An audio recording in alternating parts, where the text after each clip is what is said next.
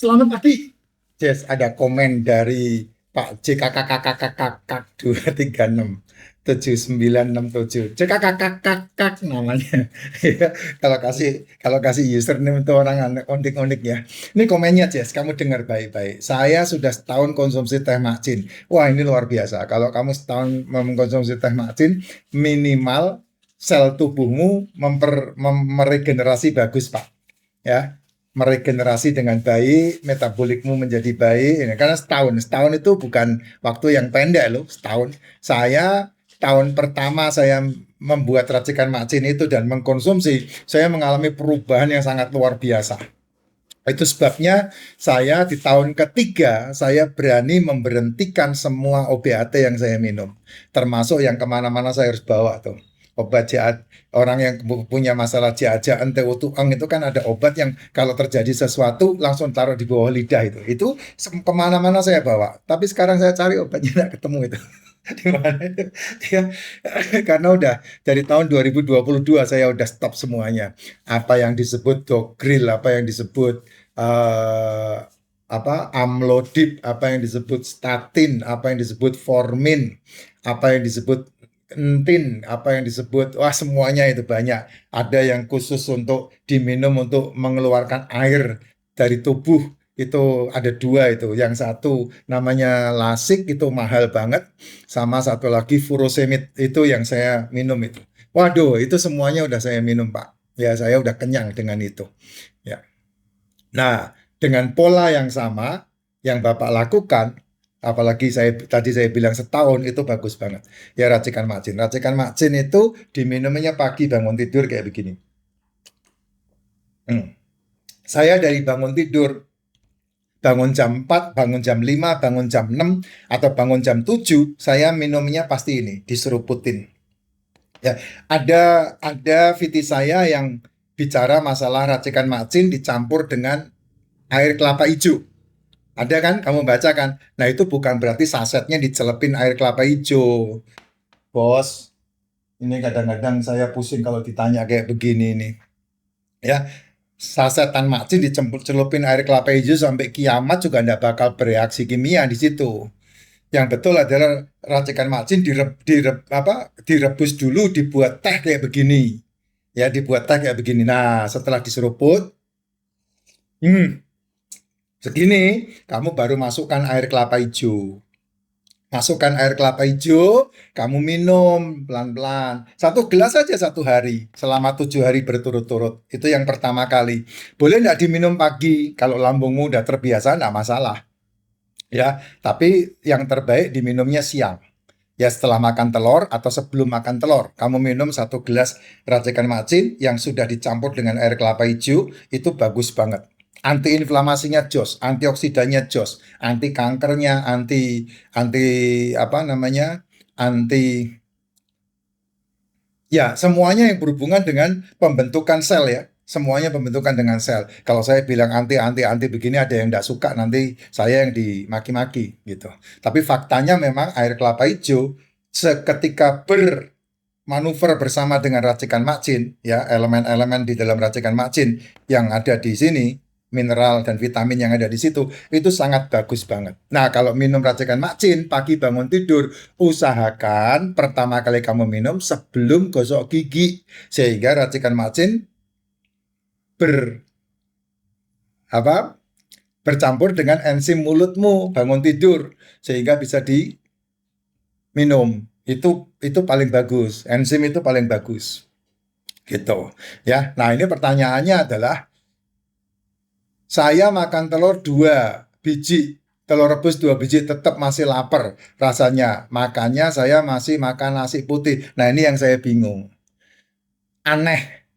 Kalau dalam penyelidikan atau ilmu ilmu kesehatan itu disebut aneh. Kenapa aneh? Karena orang yang makan nasi itu lebih sering lapar ketimbang orang yang makan protein.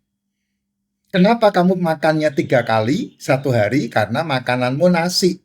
Jadi 2 jam kemudian kamu lapar. Sebetulnya bukan lapar, tapi karena kebiasaan yang dibentuk oleh lingkunganmu, ketika sinyal dimasukkan ke otak, kamu terjemahkan lapar. Sebetulnya terjemahannya harusnya minum, haus, itu yang betul. Sehingga di Indonesia terutama, itu lebih banyak orang kekurangan air tubuhnya daripada orang kekurangan makanan.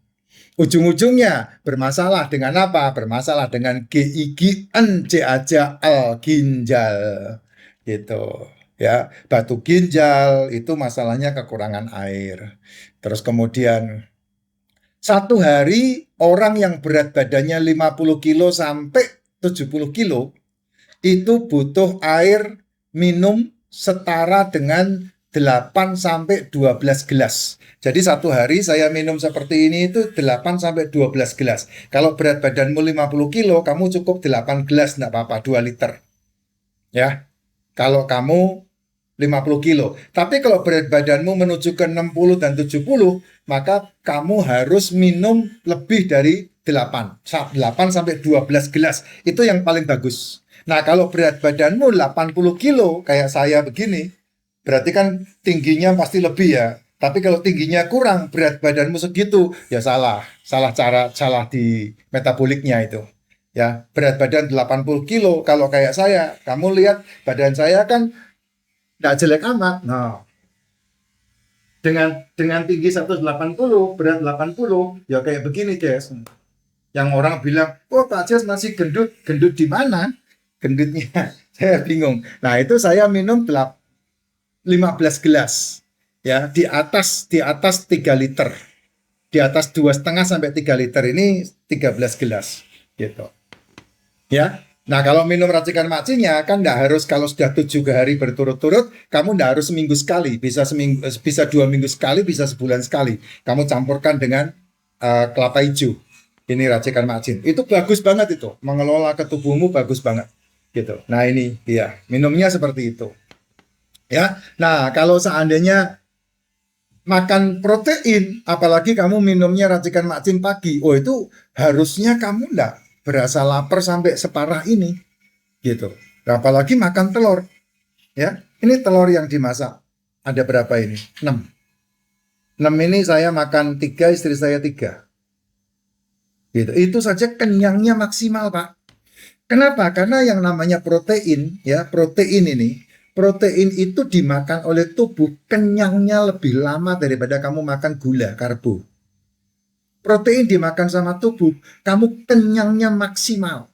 Dan yang luar biasa, kenapa orang-orang yang mengikuti cara makan saya, cara hidup saya, mereka susah BAB? Bukan susah, nggak ada ampas. Kalau nggak ada ampas, kentutnya juga nggak bau.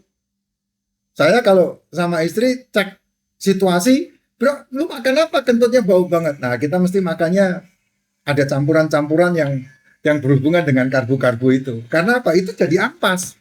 Nah, jadi ampas ketika diolah oleh usus besar, dibuang ke jamban, nah gasnya itu keluar pasti bau. Tapi kalau telur, daging, ikan, seafood kamu makan, ampasnya pasti sedikit. Kenapa ampasnya sedikit? Ya karena semuanya dicerna dan diserap oleh tubuh 100% itu, protein. Makanya bisa dibilang nggak ada ampas. Gitu, Pak.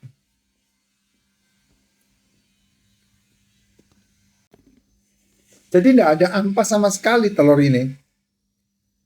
Nah itu enaknya. Ya. Jadi ketika kamu makannya protein kayak saya, seminggu BAB 3 kali, itu udah bagus banget. Nggak ada masalah. Tapi susah, Pak. Nggak susah, tambahin makan lemak. Makan lemak hewan ya. Lemak kambing, lemak sapi, lemak babi. Itu yang bisa membuat BAB-mu lancar. Atau kalau kamu nggak suka lemak, minumnya MCT. MCT. Nih MCT nih. Nah minumnya ini. Itu MCT oil. Itu. Nah itu yang membuat pencernaannya jadi sehat. Gitu Pak. Ada yang salah, bisa jadi masalahnya di leaky gut. Bocor Pak. Kebocoran nutrisi Pak. Nah kalau dibiarkan lama-lama itu bisa menjadi autoimun.